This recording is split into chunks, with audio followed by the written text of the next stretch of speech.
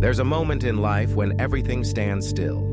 A moment when the world feels like it's holding its breath, and you're left wondering why the very thing you've asked for hasn't arrived yet. You've done the affirmations. You've held the vision. You've whispered your desires into the silence of midnight, believing that the universe was listening, and yet nothing. Not a sign, not a shift, just silence. And in that silence, the doubt begins to creep in. Maybe I'm not worthy. Maybe I didn't ask right. Maybe manifestation is just a lie I told myself to feel a sense of control in a chaotic world. But what if the silence isn't a no? What if it's the beginning of your transformation? Because before the universe ever hands you what you've asked for, it checks to see who you've become. It doesn't test you to punish you.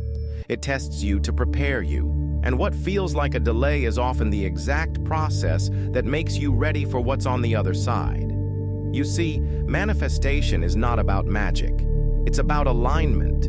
It's about becoming the kind of person who is truly able to hold what they've asked for.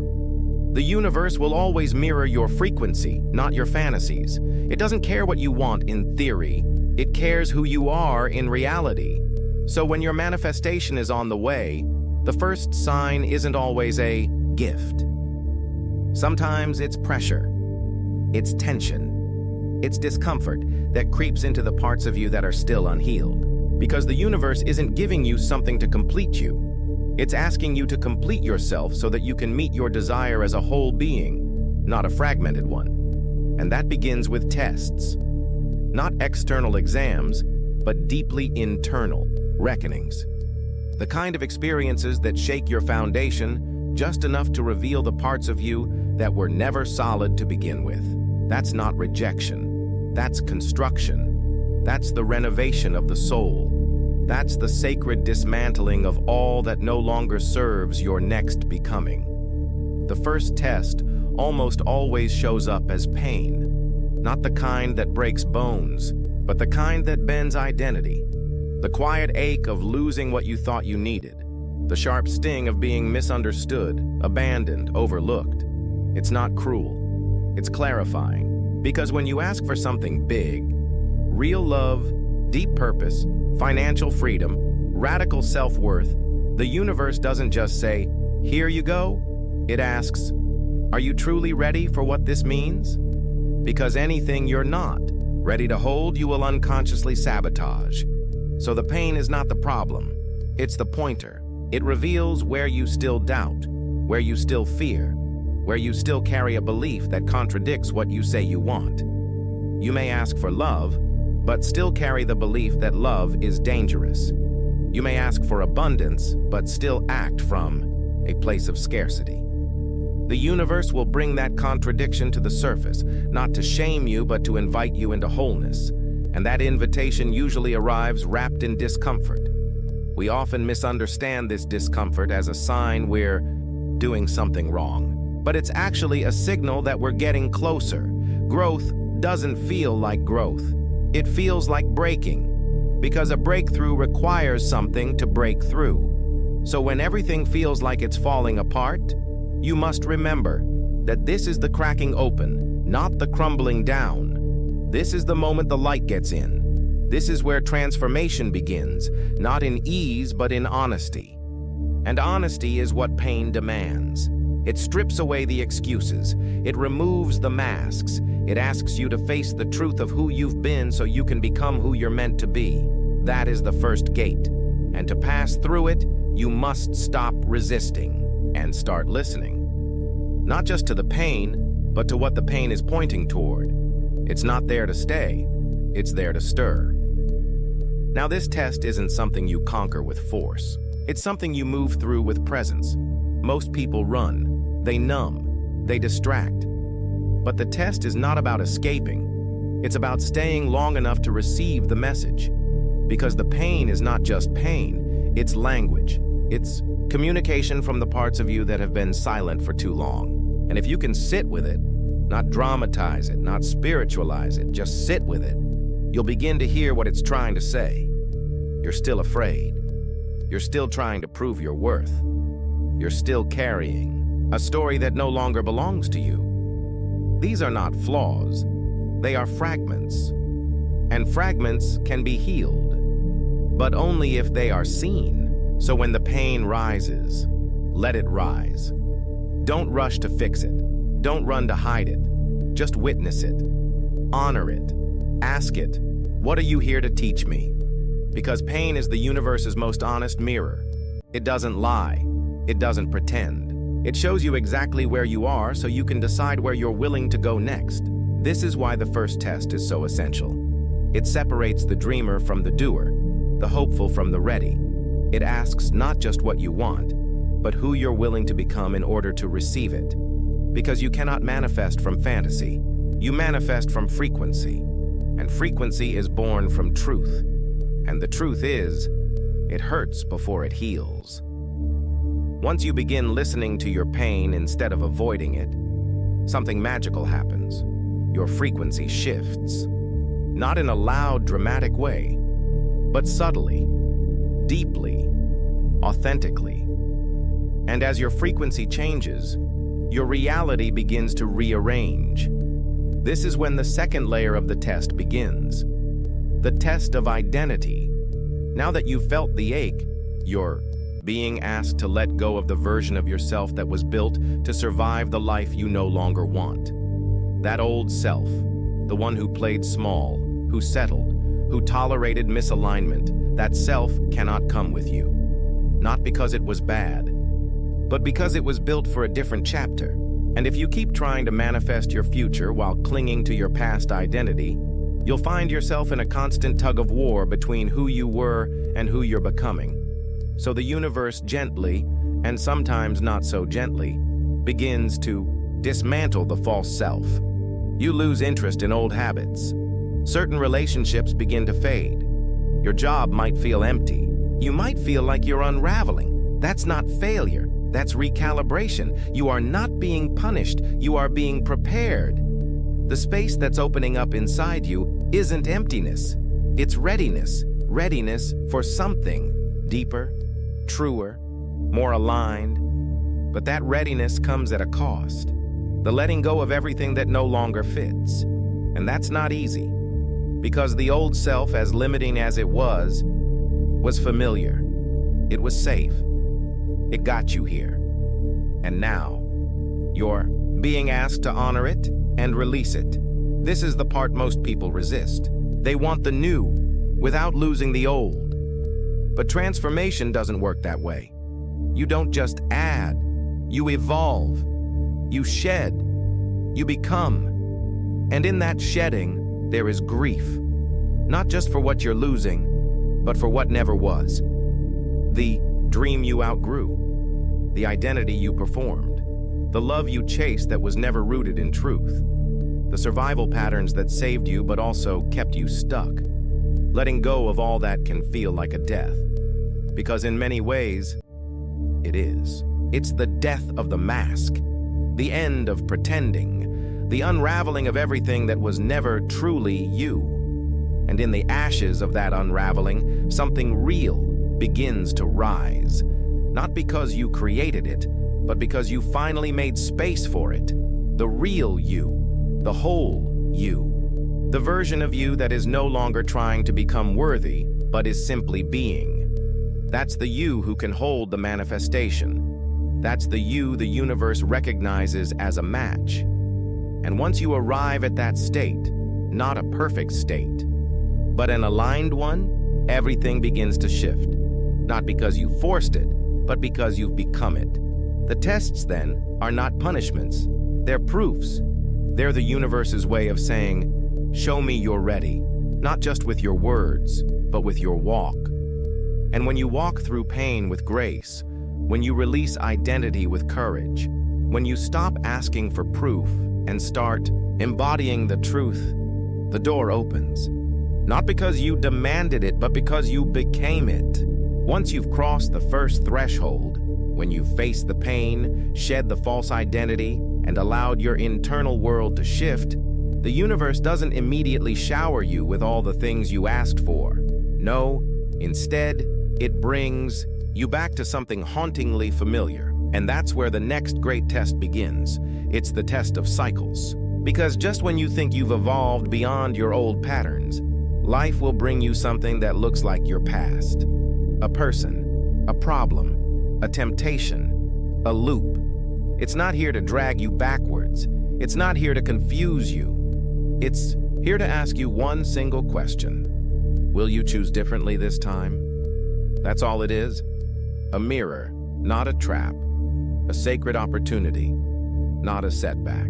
Because nothing proves transformation more than the moment you're given the chance to repeat the old and you don't. That's when the shift becomes real. That's when it's no longer about what you say or believe, but about what you embody.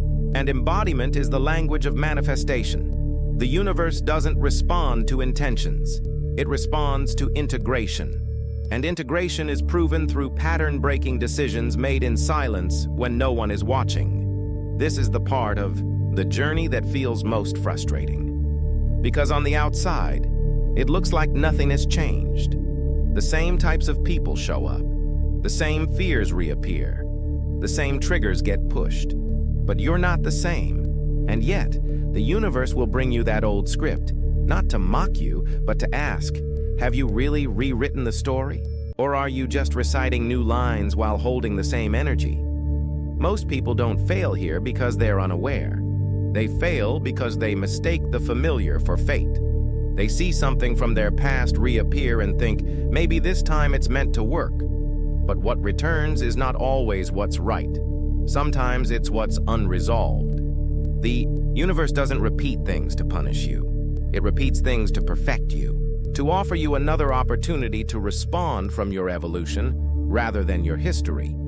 So the real question is never, why is this happening again? The real question is, how am I choosing to respond now? Are you still people-pleasing? Your way into burnout? Are you still chasing validation dressed up as connection? Are you still choosing comfort over truth because truth feels too risky? These questions aren't there to judge you. They're there to free you. Because until you answer them differently, your future will always echo your past. The test of cycles is not a test of endurance. It's a test of alignment. It's a test of whether your actions finally match your awareness. You might have all the clarity in the world about what you want, but if you keep acting like the version of yourself that accepted less, then manifestation won't land. Not because the universe is cruel, but because it's honest. It will never give you something you're not fully a match for. So when a familiar situation comes up again, don't see it as a step backward.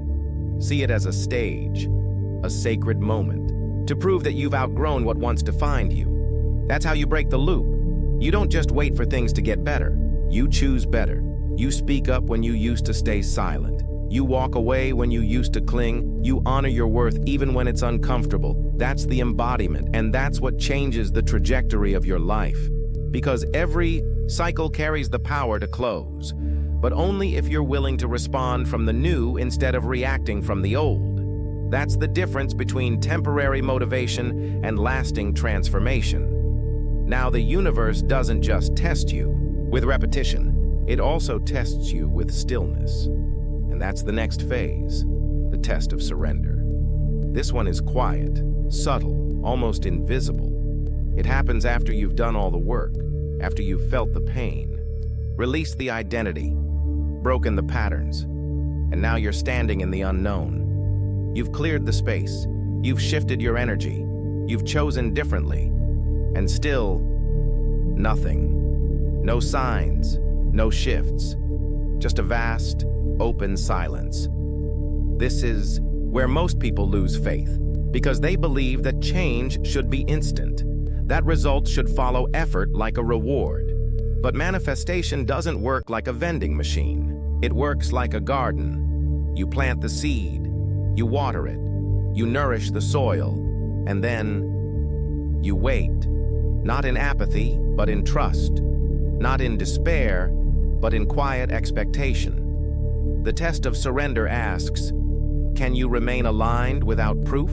Can you walk in faith when there's no sign yet that anything is working? Can you keep your energy steady when your reality still looks the same? That's the real test. Because manifestation isn't about controlling outcomes. It's about calibrating your energy so precisely that reality has no choice but to catch up. But that calibration is fragile, and it requires trust. Real trust. The kind that says, even if nothing changes today, I know it's already shifting beneath the surface. Surrender is the hardest test because it feels like doing nothing. But it's actually the most active form of alignment. It's not giving up, it's giving over. Giving over your timeline, your expectations, your need for control. It's not passivity, it's presence. It's learning to stay grounded even when life doesn't move according to your plan. Because your plan isn't the point. Your frequency is.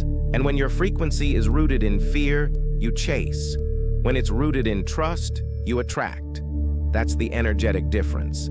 That's why the universe brings you into stillness. Not to punish you, but to purify you, to remove the last bits of desperation, control, and fear that block the flow of what you've called in. You think the waiting is the worst part, but in truth, the waiting is the medicine. It shows you who you are without outcomes, without validation, without applause.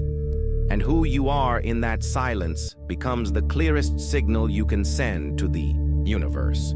Because surrender isn't about sitting still. It's about radiating steady belief. It's about showing up every day as if your manifestation is already on its way, without needing proof, without begging for signs, without attaching your worth to whether it arrives. This is where your energy begins to stabilize, where you stop oscillating between hope and doubt, where you stop needing reassurance to believe. This is where your vibration becomes clean, consistent, and powerful.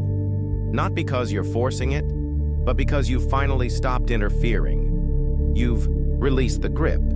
You've quieted the noise. You've made peace with not knowing. And in that peace, something shifts, not always externally, but internally. You begin to feel the manifestation before you see it. You begin to carry the energy of what you've asked for without even trying. That's when you know you're close, because now the universe no longer needs to test you through chaos or silence. It can begin to deliver, not because you forced it, but because you became it. You didn't just want the thing. You became the version of yourself who holds the thing. And now, the space is clear. The alignment is real. The frequency is steady. All that's left is the final piece. And that's the test of decision. But even before we cross that bridge, there's something deeper you must understand. Surrender isn't about detachment. It's about devotion. It's not about not caring. It's about caring so deeply that you're willing to trust the process, even when it makes no sense. Most people think surrender means giving up their desire, but it doesn't. It means giving up the struggle, the mental wrestling, the emotional grasping, the spiritual bargaining. True surrender is soft. It's quiet.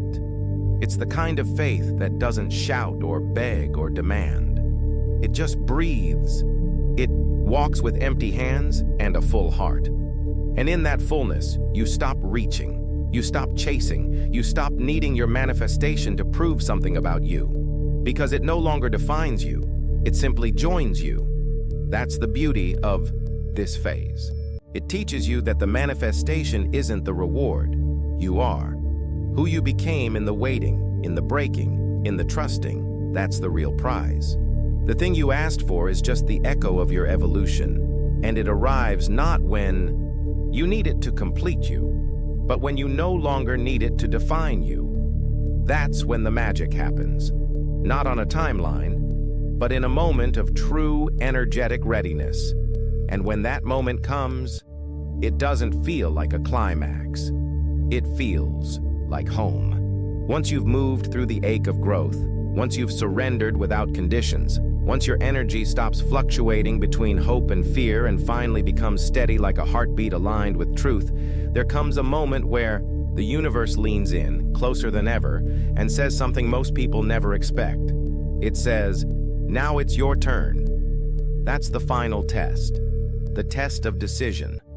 Because no matter how much work you've done, no matter how deeply you've healed, no matter how perfectly aligned your frequency is. None of it means anything if you don't choose. Manifestation is not delivered like a package.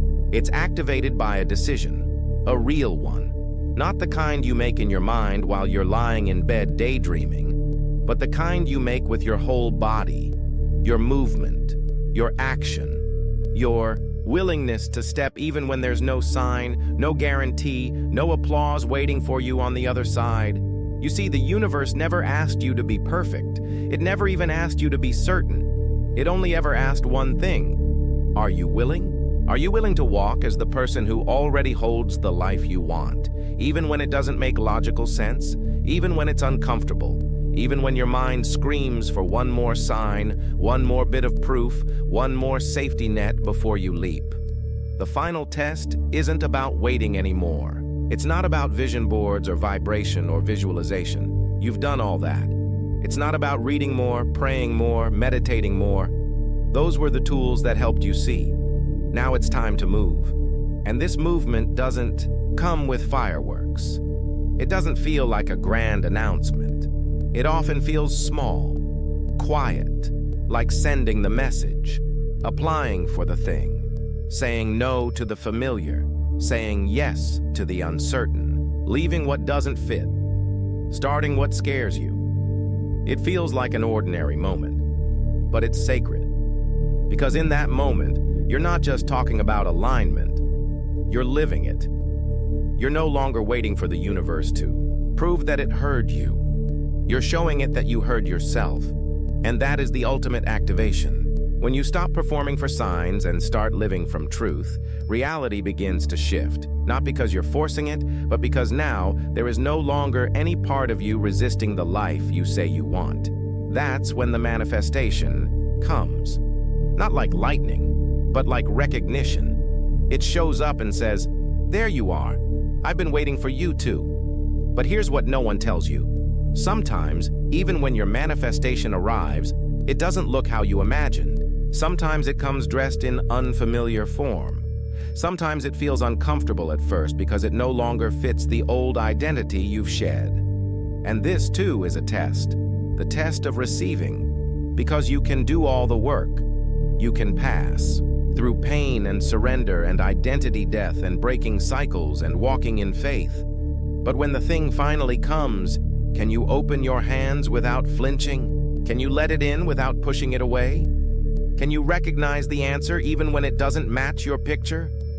That's the moment when everything becomes real. When the thing you asked for is not a concept anymore. It's here, in your life, and it will challenge everything you used to believe about yourself, your worth, your capacity, your readiness. Because receiving is not passive, it's a radical act of self-acceptance. And many don't realize they're still resisting what they've called in, because deep down they still don't believe they're allowed to have it. But the truth is, you were never waiting for permission. You were waiting for you. The version of you who could stand there, arms open, heart steady, and say, "Yes, I'm ready now." And when that happens, something inside you clicks. Not just mentally, energetically, a sense of deep inner congruence forms. The inner and outer are finally in sync. You're no longer pretending. You're no longer manifesting from lack, but from wholeness. And in that wholeness, everything begins to move. Doors open, not because you begged, but because you became the key. People arrive, not because you chased them, but because your energy now speaks a frequency they were waiting to hear. Opportunities unfold, not because you forced them, but because your life has aligned with your essence. That's what this journey was about all along. Not about convincing the universe to give you something, but about clearing all the noise that made you forget you already had it. That your frequency was always the magnet. That your soul already knew the way. And the tests? They weren't punishments. They were preparations, each one designed not to withhold your manifestation, but to expand your capacity to hold it. Because what's the point of receiving what you desire if you can't sustain it? If you don't believe it's safe to have it? If you're still carrying the frequency of fear and guilt and doubt and shame? The universe doesn't want to give you a glimpse of your dream. It wants to make it your new normal. But that only happens when you've been stretched to the size of it. When your nervous system, your self-concept, your identity, your actions, they all echo the same truth. I am ready. I am allowed. I am enough. And those aren't affirmations you speak to the mirror anymore. They're vibrations you live, embodied, quiet, solid. So when the manifestation arrives, you don't gasp, you nod. Not because you expected the exact details, but because your inner world has already made room. And now the external has no choice but to match. That's how this works. Not through striving, through surrender, through alignment, through embodiment, through decision, and maybe, just maybe, now you see the truth. That every delay was protection. That every test was alignment. That every no was a not yet. That the universe was never trying to withhold from you. It was waiting for you to become the version of yourself who could walk into the blessing and not fall apart under the weight of it. Who could receive love without sabotaging it. Who could hold abundance without shrinking from it. Who could live in peace without needing chaos to feel alive. That's the gift. That's the reward. Not just the manifestation itself, but the you that emerged because of it. And if you've come this far, through the pain, through the purging, through the silence, through the shift, through the waiting, through the letting go, through the trust, through the becoming, then you're already there, whether or not the thing has physically landed yet. Because your energy is now the landing pad. The manifestation is not a future event, it's a present identity. And the more you live from that identity, the more reality bends to meet you there.